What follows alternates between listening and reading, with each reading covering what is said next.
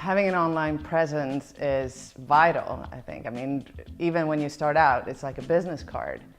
So you want to present yourself in the best possible way. Well, of course, the very basics when it comes to having a presence online is just really simply make sure everything's correct. If it's someone like myself, like looking around for a new artist, it can be really frustrating if there isn't just really basic correct information. The reason it's really important is kind of thinking of the human behavior of the web.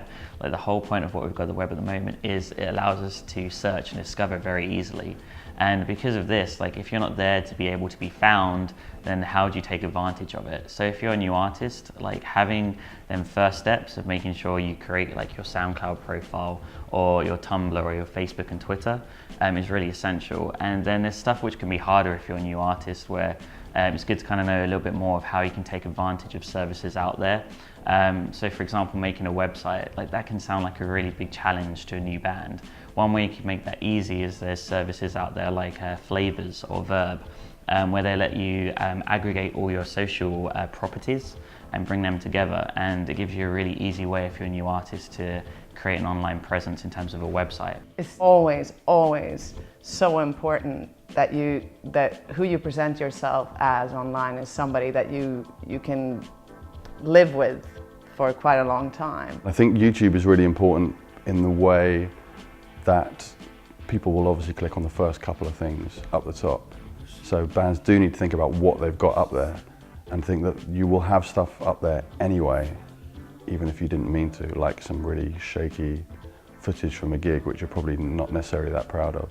So that kind of forces bands, I guess, to think, well, we should put something up that we like, that we think is a good representation of ourselves. Kind of think of when you're ready as an artist is when you feel there's something you want to show to people. It may just be that first image, and you may create an Instagram account and show people from there and build some followers. You may have your first demo and then upload it to Soundcloud, show it to your friends by sharing it on Facebook and ask them to send some feedback to it. And when you're in that kind of point, then you can start to take on board this feedback and build these relationships. They may just be your friends at first, but from there you just see that grow and grow and grow. And the more you kind of engage with these people, the more you get back from it.